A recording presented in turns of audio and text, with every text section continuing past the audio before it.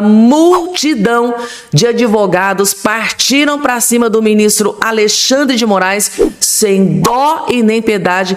E essa notícia, gente, tá? Saiu como uma bomba, caiu como uma bomba dentro do STF agora neste exato momento. E o clima é de luto, o clima é de desespero dentro do STF após 9.000 advogados acionarem a OAB, Ordem dos Advogados do Brasil, contra o ministro Alexandre de Moraes. Eu vou trazer todos os detalhes e destaques dessa notícia bombástica. Tem notícia ruim para o Lula da Silva, acabou de ser confirmada aqui na Folha de São Paulo. Nova pesquisa que simplesmente massacrou Flávio Bolsonaro, massacrou Lula da Silva em nova pesquisa que acabou de ser divulgada aqui agora pelo Datafolha, que gerou pânico e desespero na equipe de campanha do Lula, gente. Reunião de última hora, Lula nervoso, batendo na mesa. Vou trazer também essa informação. Pessoal, e tem também que eu vou trazer para vocês na CNN. Especialista em direito eleitoral acaba de detonar o ministro Alexandre de Moraes e acaba de afirmar que o ministro Moraes cometeu erro gravíssimo nessa decisão que ele tomou contra Flávio Bolsonaro e contra o Bolsonaro. É outra bomba que está preocupando muitos ministros lá dentro da Suprema Corte. Tem também, gente, nova informação, a última atualização sobre a greve dos caminhoneiros. Gente, acabou de sair aqui uma notícia bombástica sobre a greve dos caminhoneiros que vocês precisam saber, que vocês precisam ter acesso. Afinal de contas, Fabiana, vai ter ou não vai ter greve dos caminhoneiros? Na verdade, já começou e essa bomba atingiu em cheio Lula da Silva e eu vou explicar também nos mínimos detalhes. Gente, tudo isso e muito mais, tem outras coisas que eu separei para trazer também a partir de agora. Eu tô acelerando, gente, tá? Porque eu tô trazendo vídeos mais curtos com mais informações, mais conteúdos mais compactados, mais resumidos aqui no canal Fabiana Cardoso para vocês. Espero que vocês estejam gostando aí desse novo formato. Rapidinho, se você é novo por aqui, não esquece de se inscrever aqui embaixo no canal da Fabi para ficar super bem atualizado. Vamos que tem muita coisa para atualizar vocês aqui. Notícia bombástica, tá? Acabou de ser divulgada que atingiu em cheio o ministro Alexandre de Moraes. A informação que a gente tem de bastidores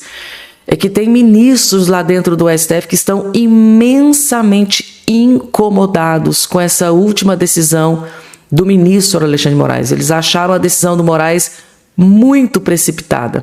E não só ministros da Suprema Corte, uma ala do STF, estão incomodados com essa última decisão do Moraes, mas também os próprios advogados. Uma multidão de advogados, gente, tá? Mais de 9.000 advogados acionam OAB contra Moraes por restrição a Flávio Bolsonaro. Vocês estão entendendo, gente, a gravidade da situação e o porquê? Fabiana, por que os advogados decidiram comprar a briga contra o Moraes em favor do Flávio Bolsonaro? Agora que vocês vão entender a informação que eu trouxe para vocês no último vídeo que eu postei aqui ontem. Composto de mais de 9.000 membros, o Movimento dos Advogados de Direita do Brasil representou contra o ministro Alexandre de Moraes do Supremo Tribunal Federal na Ordem dos Advogados do Brasil. O grupo pede que a entidade apure violações de prerrogativas da advocacia relacionada à decisão de Moraes, que suspendeu por 90 dias as visitas do senador Flávio Bolsonaro, pré-candidato ao Palácio do Planalto, ao ex-presidente Jair Bolsonaro. Isso porque Flávio integra a defesa do ex-presidente e está habilitado nos autos. Dessa forma, impedir seu acesso ao cliente interfere na comunicação entre defensor e custodiado e atinge prerrogativa expressamente protegida pelo Estatuto da Advocacia. O documento argumenta ainda que advogado constituído não é mero visitante. Em seguida, cita o artigo 7º do inciso 3º do Estatuto da Advocacia, segundo o qual o profissional tem direito de comunicar-se pessoal e reservadamente com clientes. Se a lei protege até o profissional que não possui mandato formal, com maior razão, né, deve resguardar aquele que está regularmente habilitado nos autos, afirma a representação obtida em primeira mão pela coluna dessa segunda-feira 13.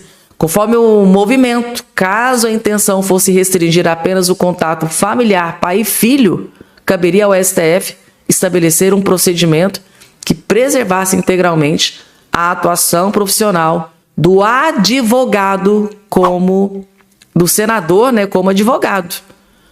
O que não se admite é que uma sanção decorrente da divulgação de uma carta política produza direta ou indiretamente a incomunicabilidade entre o custodiado e um de seus advogados, diz a peça representada na OAB. 9.000 advogados partiram para cima do Moraes e fizeram uma representação na OAB. No começo da tarde de hoje, Moraes suspendeu as visitas do filho ao pai. E essa notícia, gente, caiu como uma bomba no cenário político e no judiciário no dia de ontem. E hoje saiu informação de que grupos de advogados de direita não estão de braços cruzados e estão lutando para proteger as prerrogativas do senador Flávio Bolsonaro na função de advogado de Flávio Bolsonaro. E não é só os advogados que partiram para cima do Moraes, tá? Teve um especialista eleitoral, tá aqui na tela para vocês, um advogado especialista em direito eleitoral, também, gente, aqui dentro da CNN, afirmou que o Moraes cometeu um erro gravíssimo ao tomar essa decisão contra o Flávio Bolsonaro e contra Jair Bolsonaro. Eu falo por que os dois? Porque os dois estão sendo punidos. Sempre quando eu falo, a decisão não foi só contra o Flávio, também foi contra o Bolsonaro, porque os dois foram atingidos. Agora, um especialista em direito eleitoral, cara da lei, o que entende da lei, dessa questão, afirma que o Moraes cometeu um erro muito grave, que pode trazer consequências seríssimas. Assistam com muita atenção, vejam só. Basicamente, a decisão do Alexandre de Moraes lhe parece correta? Caio, me parece um pouco precipitada, porque a lei de execução penal permite a escrita de cartas, troca de correspondências. Na verdade, o Jair Bolsonaro, condenado, cumprindo pena, é um criminoso condenado, não tem sanção, não tem pena de silêncio, né? Ele não está submetido a nenhum regime de silêncio perpétuo ou junto com a pena, nada disso. Ele pode falar. Nesse caso, ele falou com o filho ou escreveu uma carta e essa carta foi lida. Então, me pareceu, em relação ao direito de visita, que também está previsto em lei, ele mesmo reconhece isso na decisão, me parece alguma coisa precipitada nesse momento. É possível comparar essa decisão de hoje com a gestão, vamos dizer assim, do preso Lula, quando era o Lula que estava preso, ou é uma comparação equivocada, né? Estamos comparando laranja com abacaxi. Qual que é a sua percepção? Eu acho que as situações são bem semelhantes. O momento é um pouco diferente, porque a última carta do Lula indicando o então candidato, né, para ser seu sucessor lá em 2018, aconteceu em setembro, se eu não me engano. Então já era a época da campanha eleitoral. E essa carta também foi divulgada. E também não me consta, Caio, que o Lula tenha sido impedido de escrever ou receber qualquer tipo de carta, qualquer tipo de comunicação. Teve problema, inclusive, com dar entrevistas, né? O então ministro Lewandowski chegou a proibir, permitir. Então houve aí essa briga naquele momento também. Então eu acho que as situações fáticas são bastante semelhantes, embora o momento seja diferente. Não me convence, eu ouvi um raciocínio hoje, Caio, não me convence o fato de que o Lula não era preso definitivo. A decisão ainda não tinha transitado julgado e nem transitou em julgado no caso do Lula. Diferente do Bolsonaro, que está cumprindo pena, transitado em julgado. Não, em relação a escrever carta ou não escrever carta, eu acho que isso não faz nenhuma diferença. Então eu acho que as situações são bem parecidas, o que significa que as soluções jurídicas também deveriam ser parecidas para não ter tratamento diferente, né? Gente, resumindo para vocês, Lula podia absolutamente tudo, Bolsonaro não pode absolutamente nada. 2 pesos e 2 medidas. Ou seja, uma manipulação escancarada, né? Muitos estão interpretando como uma grave interferência essa decisão do ministro Moraes. Eu já vi juristas, tá? Advogados, eu já vi jornalistas reforçando que essa decisão do ministro Moraes pode se configurar uma grave interferência nas eleições de 2026. Inclusive, o próprio Flávio Bolsonaro disse isso em live recente. E última atualização sobre a greve dos caminhoneiros, gente, tá? Deixa eu trazer aqui para vocês, que acabou de sair. Fabiana, muita gente perguntou, Fabiana, como é que tá a situação? O canal Fabiana Cardoso está fazendo uma cobertura, por isso se inscrevam no canal, que aqui todo vídeo que eu postar vai ter informação sobre a greve dos caminhoneiros. Afinal de contas, vai ter a greve? Não vai ter? Não vai acontecer? Não vai acontecer? Parece que tem um lugar que já começou. Caminhoneiros fazem paralisação no Porto de Santos por votação da MP no frete. Inclusive saiu até um vídeo aqui que por lá eles já estão paralisados. Vejam só. Um vídeo curtinho trazendo aqui os detalhes. Ali, como vocês estão vendo, a matéria do jornal G1 mostrando ali alguns caminhoneiros já parados, gente, tá? Tá aqui, gente, ó. Caminhoneiros autônomos da Baixada Santista do litoral de São Paulo realizam uma paralisação nessa segunda-feira para pressionar o Senado a colocar em votação a medida provisória 1343, conhecida como medida do frete. A proposta altera as regras do piso mínimo rodoviário e cria benefícios. Então, eu trouxe para vocês aqui imagens de uma paralisação que aconteceu ali no Porto de Santos. E também tem atualização sobre reuniões que, segundo aqui a imprensa, está prevista para acontecer. Deixa eu colocar aqui, gente, tá? Para vocês visualizarem. Olhem só, tá aqui, ó. Caminhoneiros, gente, tá? Se reúnem com o governo e oposição por MP do frete. Tá aqui, eles estão enlouquecidos, né? O prazo está acabando. Ó. Lideranças da base do governo e da oposição no Senado se reúnem na tarde desta segunda-feira com representantes dos caminhoneiros para tentar destravar a votação da medida provisória. O encontro ocorre em meio à ameaça de paralisação da categoria, que cobra a votação da proposta antes que ela perca a validade. A MP altera regras do piso mínimo do frete e atende a outras reivindicações dos caminhoneiros. Então, reunião, e o governo, e o Davi Alcolumbre vai empurrando com a barriga, e tá aí a última atualização. Nicolas Ferreira acaba de publicar um vídeo bombástico, que destruiu não só o ministro Alexandre de Moraes, por causa dessa última decisão que ele tomou contra o Flávio e contra o Bolsonaro, mas também, gente, ele explodiu uma bomba contra Lula da Silva, e é sobre prisão de Lula da Silva. Não vou nem dar spoiler, se você não assistiu, assistam. Esse aqui é o vídeo completo, na íntegra, sem cortes, trazendo duas bombas, uma contra o ministro Moraes e outra contra Lula da Silva. É sobre prisão do Lula, vejam só, com muita atenção. Alexandre de Moraes acaba de tomar uma decisão dizendo que o Flávio não pode visitar Jair Bolsonaro por 90 dias. Ou seja, coincidência ou não, o Flávio vai ficar sem conversar com o seu pai, o maior líder da direita, até o final do primeiro turno. Mas com certeza isso aí é só mais uma coincidência. Como, por exemplo, essas coincidências aqui. O Bolsonaro, por exemplo, agora está preso e ele não pode sair de casa, obviamente, não pode ter redes sociais, não pode falar por terceiros, por redes sociais, não pode fazer nada. Literalmente estão matando o cara em vida. Agora não pode receber visita nem do próprio filho, né? Mas como será que o judiciário tratava quando era o Lula preso? Que lembrando que há uma diferença gigantesca, né, entre a prisão do Bolsonaro e Lula, né? Porque um foi condenado aqui por um golpe, que não teve nem arma, e o outro aqui foi preso por corrupção passiva, lavagem de dinheiro, enfim. Mas vamos ver como é que era o tratamento com Lula? Com cela aberta e reuniões diárias, a campanha de Lula é desenhada na prisão. É isso mesmo, ele fez da prisão um gabinete ali improvisado para poder tratar sobre temas de campanha eleitoral. Em 6 meses, o Lula recebeu 572 visitas lá na cadeia. Tem entrevista, tanto para a imprensa local quanto também internacional. Até Martim da Vila, Chico Buarque foi lá visitar o cara. Ainda na cadeia, o Lula foi lá e recebeu 35 mil cartas, enquanto o Bolsonaro pode receber nada, absolutamente nada. Nem comunicar para fora, nem que tá de fora também comunicar para dentro também não pode. E durante a campanha eleitoral de 2018, enquanto o Lula estava preso, veio o porta-voz ler uma carta do Lula.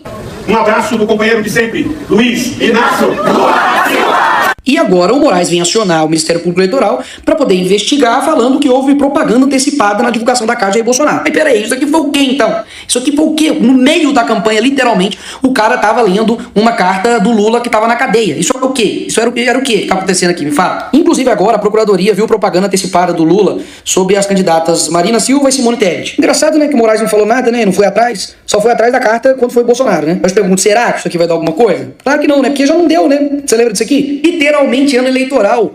Uma escola de samba recebeu quase 10 milhões de reais para poder fazer campanha pro Lula. Foi isso que aconteceu. Os caras literalmente usaram o número 13 no desfile, usaram os refrões de campanha, colocaram os símbolos do partido, ridicularizaram os opositores. Então assim, deixou de ser homenagem para virar ato político. Isso é claro para todo mundo. Inclusive, tiveram reuniões dentro do Palácio do Planalto, junto com 2 ministras do governo do Lula e a primeira-dama Janja, para poder tratar sobre o desfile. Mas isso aqui não é campanha antecipada. Campanha antecipada é uma carta que o Bolsonaro mandou e o Flávio leu. E convenhamos, tá? Quando é criminoso mesmo, o cara é bandido, ladrão, traficante, etc e tal, permite ninguém receber visita nenhuma. Mas a justiça não faz isso nem com os criminosos de verdade. Que, cara, líder do CV recebe visitas da esposa na penitenciária. A realidade das cadeias do Brasil, que realmente recebem bandidos de verdade, é tipo um resort, ó. Aqui, ó, resort do crime, ó, em Pernambuco. Tinha pagode, pilha de dinheiro. Isso que virou os presídios do Brasil, colônia de férias. Aí, pra esses, ainda pode ter visita. Pro cara que roubou, matou, traficou, pra eles pode. Aí, pro cara que tá preso, sem uma condenação de corrupção, de tráfico, de roubo, nada disso, mas por um golpe, um atentado à democracia, aí ele não pode ter visita nem do próprio filho. E de ninguém, né? E aqui tá a parte mais importante desse vídeo. Nas eleições de 2022, ficou muito claro para todo mundo que o processo eleitoral foi totalmente viciado por esse cara aqui. Moraes era presidente do TSE e dá só uma olhada em como que ficou, por exemplo, a diferença entre as propagandas da TV do Lula com a do Bolsonaro. Antes e depois da decisão do TSE. Antes era igual, 225, 225. Depois da decisão do TSE, caiu para 55 as inserções da TV do Bolsonaro. Ou seja, o Lula teve 12 vezes mais inserções na TV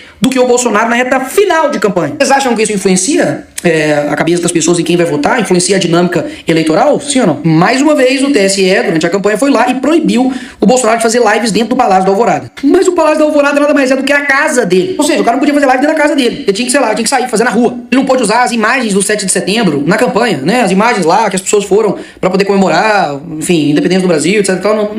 Não pode. Vai mostrar muito apoio das pessoas a você. Aí o cara vai lá na ONU, dá um discurso, ele é presidente da República, ele quer mostrar isso, né, na campanha eleitoral, como ele de fato defendeu as pessoas, teve coragem de falar as verdades ali na ONU. Mas também não pode, porque isso aí é bom demais. Se as pessoas verem que você é bom demais, não vai votar em você, né? Então, proibido. E ainda no mesmo período, quando Alexandre de Moraes ele anuncia o Lula como presidente eleito da República, me vem esse cara aqui, que nada mais era na época do que o corregedor-geral da Justiça Eleitoral e também relator do processo contra o Bolsonaro, e me fala a seguinte frase no ouvido do Alexandre de Moraes.